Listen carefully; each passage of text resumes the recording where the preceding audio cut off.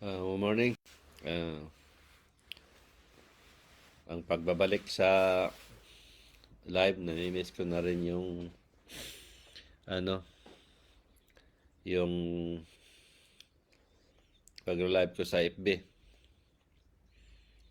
Kasi yun nga, walang ano, magandang vitamins ka na mag-utos sa akin na gumawa ng mga live. So anyway, ah ito ako ngayon. ah Gusto kong i-live itong mensahe ng Diyos na dalawa. Kahapon, ano, hapon na pumasok yung mensahe na yun.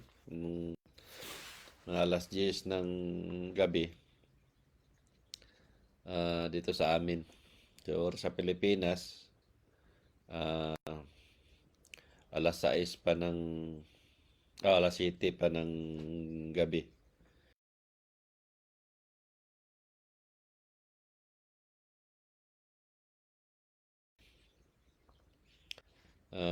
Nakahiga ako na para akong dinuduyan.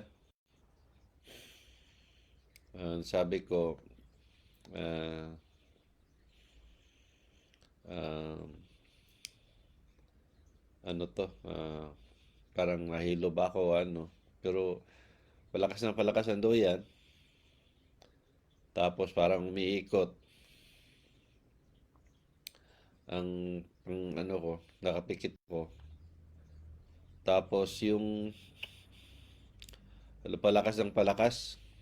Tapos yung feeling ko na iba, na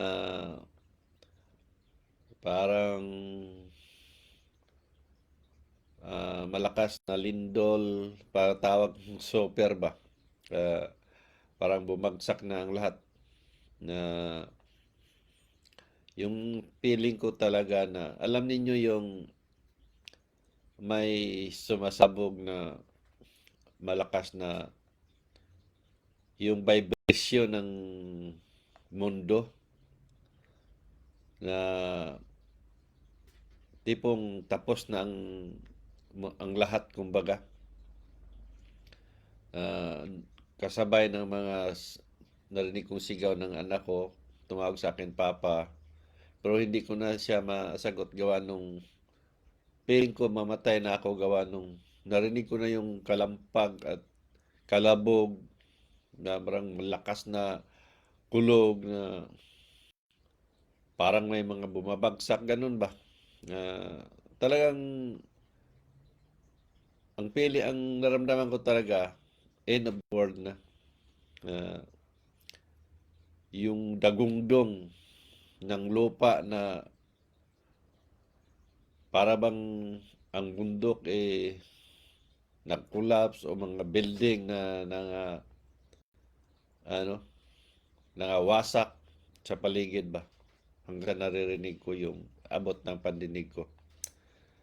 Yung ano na yun yung naramdaman ko, na habang niisip ko, nagdasal ako, na sabi ko, Lord, help me and guide us. Yun yung bawat kong sinabi talaga. Kasi feeling ko, mamatay na ako. Parang naghihintay na lang ako ba na anong sunod na mangyayari. Na mawala na akong hininga, mawala na akong pag-iisip, kumbaga. Hinihintay ko na lang talaga. Hindi ko maidilat ang mata ko, gawa nung alive na alive ang dating, na totoong totoo ang pangyayari na naramdaman ko. Maraming ganitong mensahe noon pa, na alive na alive, o live na live ang feeling ko na totoong nangyayari. Tulad nung natandaan ko yung mensahe ng Diyos nung bago yung nag-landslide sa Cebu, yung bundok na umusog, na nagtabunan, ang maraming natabo ng bahay noon, maraming natabo ng tao. Yun yung mensahe na yun, na gano'n, na palabang kasama ako ba doon sa ano, kasama ako doon sa bundok, sa natatabunan sa ano, sa lupa na tipong naghintay lang ako na makalimot dahil patay na ako. Iyon ang naramdaman ko kagabi na sobra na parang nangingit-ngit ang ngipin ng Diyos sa galit na tipong ayaw tumigil yung yanig, ikot at kalabog lahat ng naramdaman ko. So habang iniisip ko yun, talagang galit na ang Diyos sa ah, tao o sa mundo na makasalanan. So damang-dama ko talaga kung gaano ang Diyos kalungkot sa mundo ng mga buhay. Na sobra makasalanan ba? Gawaan nun sa ano, turo ng mga pari at pastor na yun ang dahilan para mapahamak ang maraming tao ah, na hindi nila sinasadya na mapapahamak sila. Kaya gusto ng Diyos talaga na maligtas ang mga tao. Dahil nga ang tao ay hindi hawak ng Diyos ang kalooban, kaya nasa taot pa rin ang pasya ang sa pagbabago, pagsisisi at lubos na paniniwala nila. Kaya nagpaalala siya bago pa mahuli ang lahat. Ngayon, sundan ng mensahe itong ngayong mga daling araw na. Hindi ko masabing daling araw kasi mahaba din yun. Baka naman, kasi nagising ako na, alas 4:30. Nagising ako. So, yung minsan na i-post ko. English ya. Ano yan? Sabi ko nga sa asawa ko, ang galing-galing ko mag-English sa mensahe o panaginip man o anong tawag ninyo. Talagang tuloy-tuloy ang English ko pero pag nagising ako magkandara pa ako maghagilap kung ano yung paano ko isulat sa ano yung words na paano ko ano ba ang English? Tama ang grammar o ano ba? Pero naalala ko yung yung mga words na importante ba. So, ayun na-post ko na.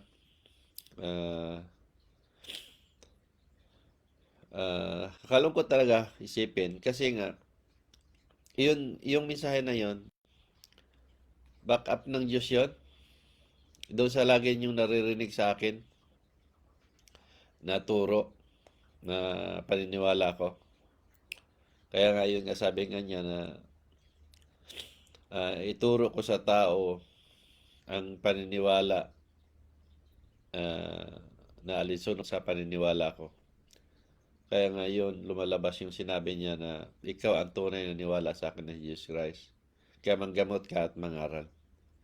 Kasama na rin yung sinabi niya na baguhin mo ang turo ng simbahan. Kasi mali nga ang turo ng simbahan na ipinamulat sa mga tao. Ayun, English yung pagkasulat, kaya dito Tagalog ko para din sa na marami naman talaga din sa atin na katulad ko rin na tagilap din kung paano unawain ang English. Anyway, nagsumikap ako sa iba't ibang uri ng paraan para pamahagi ko ang tunay na mensahe ng Diyos na yun naman talaga ang gusto niya na iparating ko sa mga tao.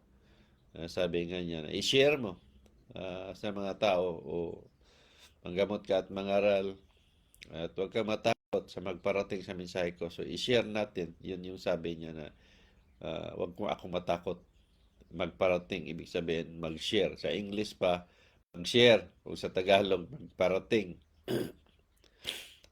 sa mga tao. So ito yung ginagawa ko. Kaya kayo, kung talagang mahalin nyo ang Diyos at gusto ninyong makapagligtas sa kapwa ninyo, sa pamagitan ng pag-share ng sorry, pagitan ng mga pag-share ng mga posting ko, mga live video ko, i-share ninyo. Kahit pa paano, ah, karating sa mga pamilya ninyo at maunawaan nila at maintindihan at sila mismo ang magpasya. Magkaroon sila ng pagbabago, pagsisi at lubos sa paniwala na yun ang tatlong kailangan ng Diyos na sabi niya. Tatlo lang kailangan ko sa tao. Pagbabago, pagsisisi at lubos na paniniwala. Yun yung tatlong bagay na hinihiling sa Diyos ng tao. Kasi nga, ang kalooban ng tao ay hindi ito hawak ng Diyos. Kaya kung hawak na ng Diyos ang kalooban ng tao at hindi niya bigyan ng kalayaan, eh, baguhin na ng Diyos ang damdamin ng isang taong masama. Mula sa pagkasama ay maging mabuti na kung ito'y hindi, kung ito'y hawak ng Diyos ang kalooban ng tao. Kung dahil hindi niya hawak, ito yung pinagkaloob niya sa tao na may kalayaan tayo na mamili kung anong gusto natin. Mabuti o masama, nasa atin yun. Pero ang lahat na yun may katumbas na sinasabi ko na mayroong paraiso para sa mabuti at may impyerno para sa hindi gumawa ng mabuti habang nabubuhay. Pero meron siyang uh, paalala. Ito yung pagmamahal niya sa tao. Yung pagmamahal na walang katumbas na hinahangad ng Diyos sa tao. Ang gusto lang niya na ang tao mismo magkaroon ng pagbabago, pagsisi at labas na pawala. Kaya siya nagbibigay ng reminder o paalala bago pa mahuli ang lahat. Kumbaga, bago pa siya maghukom o bago pa ang tao mamatay, kailangan ma-realize ang tao na ang lahat palang nakagawian niya o natutunan ay hindi alinsunod sa kautusan ng Diyos. Kaya nasa tao na ang pasya kung gusto niyang maligtas. So sa huli, kung ayaw talaga ng tao, yun yung sa impyerno na talaga niya ilagay. Kasi nga, hindi na talaga na gawa ng tao ang tatlong paalala niya sa tao na yun. Kaya yung pamisa, padasal, yan wala na talaga yun. Lahat na paliwanag ko na yan ng ang dasal ng pare para sa inyo, pastor para sa inyo, para mabago kayo. Talagang napaka-inutil na turo yan. Nakapakasinungaling na turo yan. Malinaw talaga yan na walang ibang magbago sa sarili natin kung hindi tayo mismo. Walang makapagligtas sa atin sa sarili natin kung hindi tayo mismo. Kaya yung turo nila sa mga pamisa sa patay na wala na talaga. Talagang kung isipin ninyong mabuti, wala na talaga yan. Talagang pangluloko, panglilin lang ang turo na yan. Pera ang pinag-usapan. Kasi isipin nga ninyong mabuti, kahit anong isip ko, paano ninyo na isip yun na paniwalaan ninyo? Na ito ang buhay pa ang tao, hindi ninyo magawang magbago, hindi nyo magawang magsisi, hindi nyo gumawang magkaroon ng paniniwala, hindi nyo magawang gawin ang mga bagay na gusto ng Diyos o hindi nyo magawa na maging mabuting tao kayo nung buhay pa kayo. Paano nyo iniisip yun? Na kung kailan patay na kayo, doon pa ninyo magawa? Dahil sa dasal ng pare ng ama ng demonyo at ama ng katarantaduhan o kasinungalingan. yung dasal ng pastor ninyo, baguhin kayo, ano kayo? Di ba? Kaya di ko lumas maisip. Talagang mapailing ako pag naisip ko. Kung bakit ninyo na naniwala kayo sa mga ganong turong kalinaw-linaw na walang ginawa sa inyo. Kasi nga, simple lang ang pag-iisip. Kung ang lahat na yan ay totoo, wala na. Finish na kumbaga. Gumawa na lang kami kayo ng kabutihan o ako. Gumawa na lang ako ng di na mabuti. Kung masama na kumbaga. Kasi iligtas naman ninyo ako eh. Di ba? Ipagdasal naman ninyo ako. Pamisahan naman ninyo ako. Para saan pa gumawa ako ng mabuti? Kung ganun lang pala ang turo na yun. Di habang nabubuhay ako, gagawa lang ako ng masama. Di ba? Kasi maligtas naman ako sa pamisa eh. So yun ang turong kasinungalingan. Na ang pamisa o dasal ng kapwa ninyo ay inutil yan. Kasi ang lahat ng yan, magagawa natin ito habang buhay pang tao.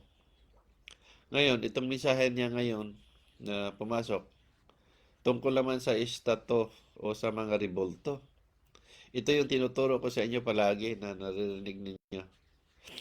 Na,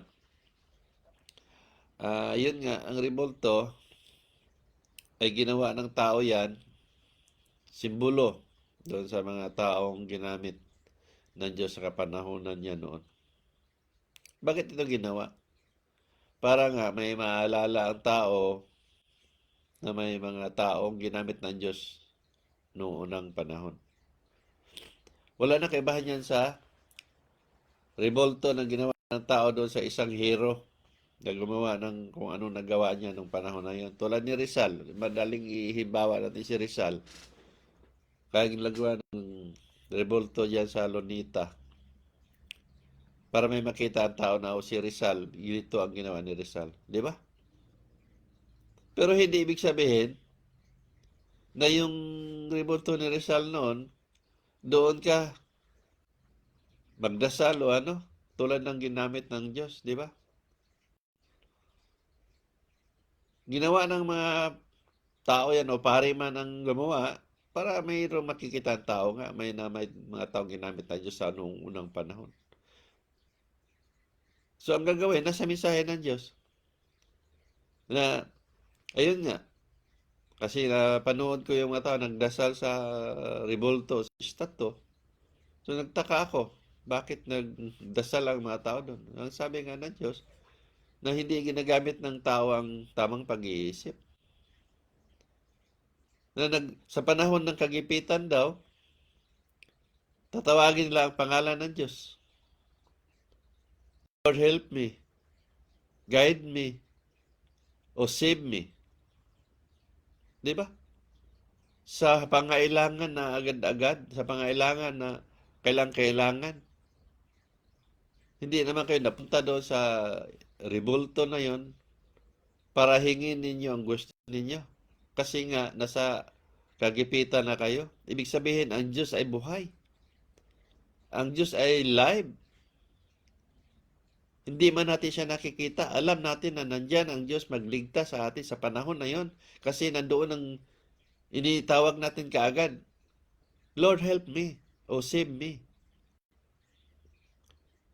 So naniwala tayo na ang Diyos ay live o buhay na nasa tabi natin kasi humingi tayo on the spot.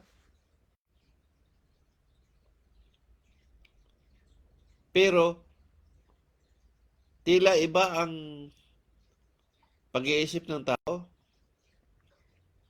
Dahil pag wala sa kagipitan o wala sa pangailangan, nagdadasal o huhihiling kung ano man, nandoon sa harapan ng rebolto. Di ba? Anong itatawag ka doon sa mga tao? Matino. Ngayon, pag sinabi kong matino, ako naman ngayon yung may problema sa pag-iisip. Ako naman ngayon yung tanga o ako naman yung inutil na pag-iisip. Di ba? Kasi malinaw naman doon eh, na ang Diyos ay buhay.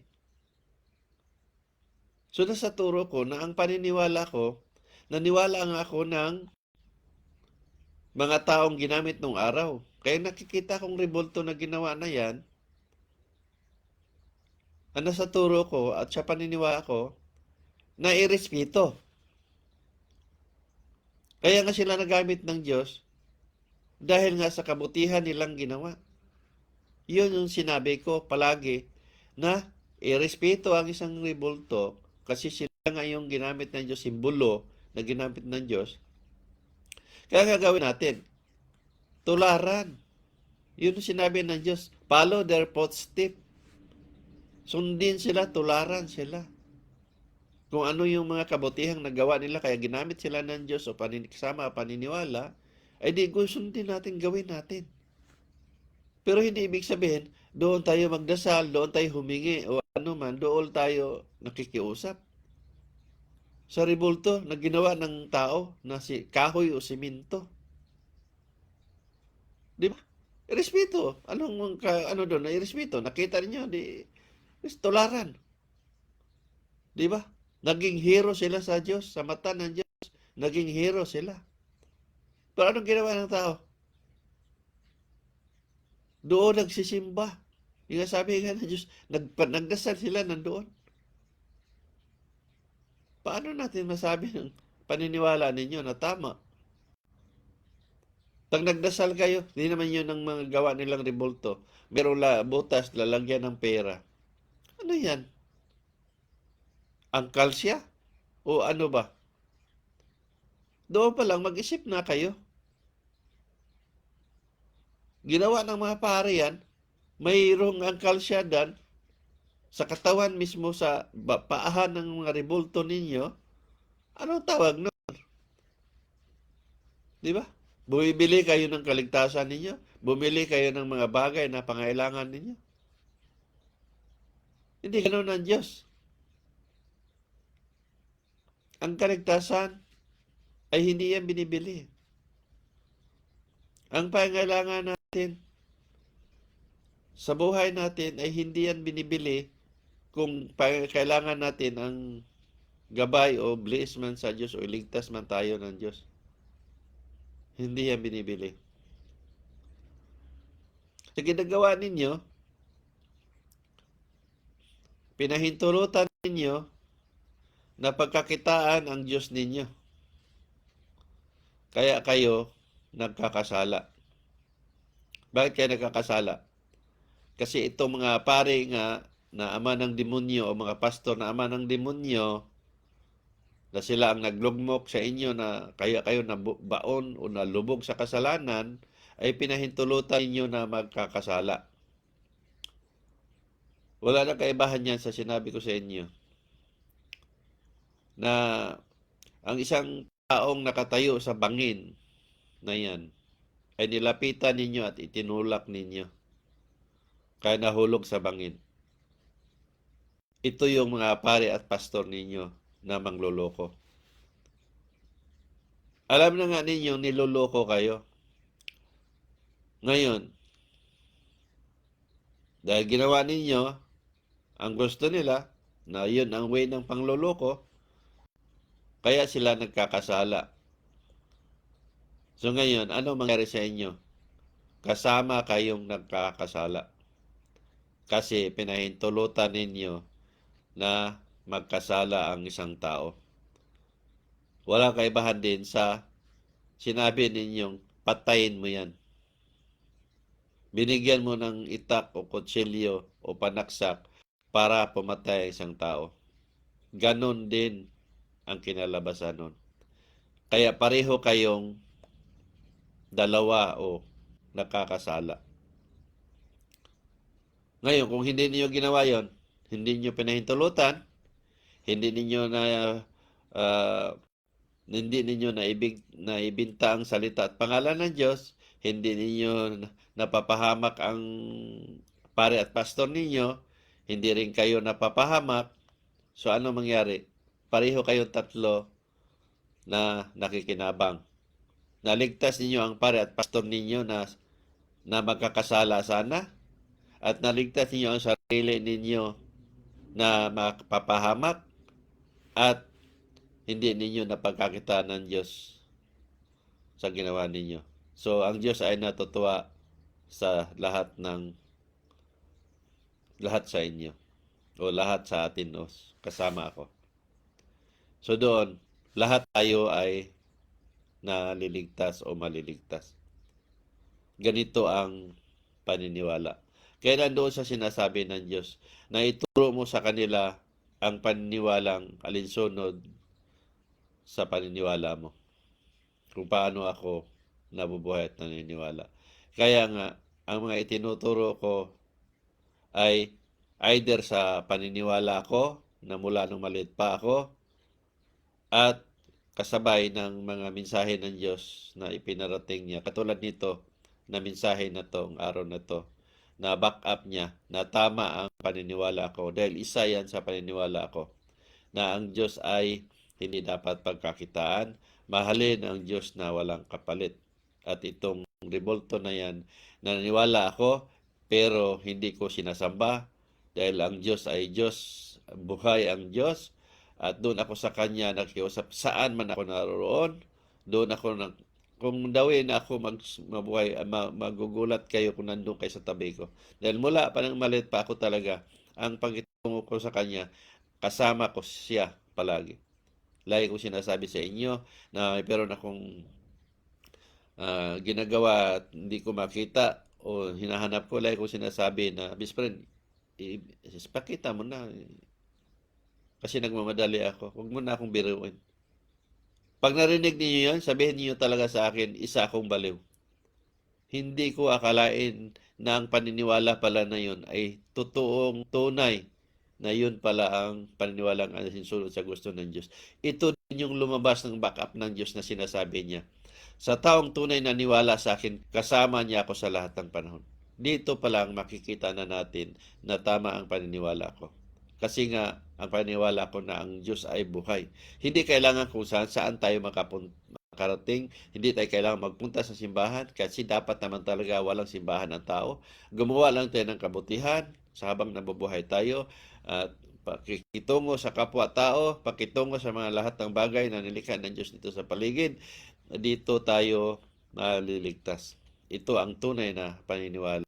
Kaya nga, makikita natin na malayo ang paniniwala ninyo sa paniniwala ko. Kasi kayo, nabubuhay kayo sa relihiyon ninyo, nabubuhay kayo sa turo ng mga pare at pastor ninyo na yun ang kaligtasan, pero taliwas pala yan sa kautusan ng Diyos. Kaya kayo napahamak. So sa panahon na to, nagpaalala ang Diyos sa lahat na magkaroon kayo ng tatlong bagay: pagbabago, pagsisisi, at lubos na paniniwala.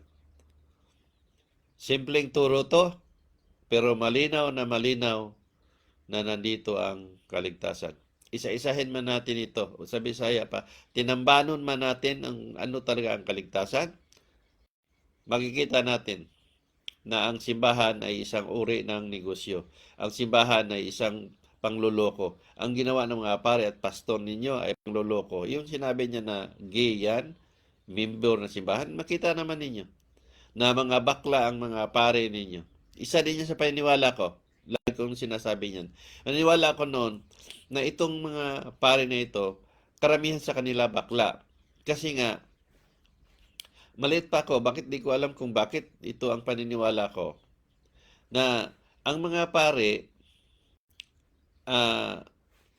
karamihan sa kanila bakla.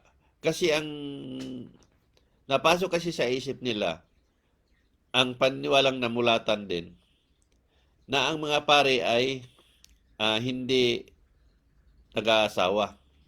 Yun ang namulatan ko noon din. Ngayon, dahil naisip ko na hindi nag-aasawa, kung ako ngayon ang bakla, magpare ako. Kasi chance ko na to na maangkin ko ang mga pare kasi walang babae sila. Yun ang namulatan. Wala silang babaeng kasama o wala silang sabik sila sa kamunduhing mga bagay. Kaya kung ako ang pare, kung ako ang lalaking bakla, talagang magsumikap ako na maging pare. Kasi nga, inaasam-asam ko yung bagay na yon na panahon pag napare na ako, maangkin ko na yung mga gwapong pare o mga pare nandoon. Kasi bakla nga ako. Pero hindi naisip din nung pare na yon na yung palang naunang mga pare na yon, mga bakla din pala yon. Kaya ngayon, nagsama-sama silang mga bakla nandoon sa simbahan nila o saan man sa Vatican. Kisa makita ninyo na sinabi ng Santo Papa, 80% ang mga pare sa Vatican ay bakla. Ito yon sa paniniwala ko. Kasi nga, yun na nga yung mentality na isip ng tao na ang mga paring walang asawa, magpare na rin ako. Kasi nga, pag napare na ako, maangkin ko na yung mga paring doon. Kasi sabik sila sa makamunduhing bagay. Pero hindi kanya naisip na ang mga pare palang nauna sa kanya, mga bakla din pala kasi yun din yung mindset nila. Na ganun ang naisip nila. So nagsama-sama silang mga bakla. Kaya malino naman doon sa nakikita natin sa panahon ngayon na ang mga pare nagtambak ang mga kaso, mga molestya, rapist, kung ano-ano. Ang tanyo, mga lalaki, ang mga bata pa. Makikita ninyo kung gaano ka talamak ang mga kaso nila. Gaano ka kademunyuhan ng mga bagay na gawain nila. Tapos ngayon kayo, naniwala sa kanila, ipagtanggol ninyo na tao lang sila o ano pa man. Ano matawag sa inyo? Natural. Gumagamit ako ng salitang nararapat na ginagamit natin sa tama. Tulad ng sinasabi ko sa inyo, kayo'y inotel ang pag-iisip, mga bubo, mga tanga. Iyon naman talaga eh. Hindi ko pwede sabihin sa inyo na matino kayo. Niwala kayo sa mga rapist na yan, sa mga demonyo na yan, niwala kayo sa mangluloko na yan. Hindi ba pangluloko yung ginawa nila? Itinuturo sa inyo, iligtas nila ang patay na? Ano yun? Sa akin nakakita nun? Patay na, iligtas nila? Ngayon ikaw naniwala, ano tapos sa'yo? Matino. Natural sasabihin ko sa inyo. Bobo, tanga o inutil kayo. Tapos ngayon sasabihin ninyo, ako, gamitin ba ako ng Diyos? Na ganito ako magsalita? Anong gagawin natin? Kaya nagkaroon tayo ng salitang ganito kasi yun ang dapat gagamitin natin sa tamang taong pagsabihan. Di ba? Anong sabihin gagamitin natin? Mabuti? Tama? Na ang bagay naman na yun, yung salita gagamitin natin, angkop doon sa gawain ng tao. Masama ng ginawa ng tao, sasabihin natin tama. Ano naman tatawag mo sa akin? Ako naman yung inutil. Ako naman yung bobo. Ako naman yung tanga.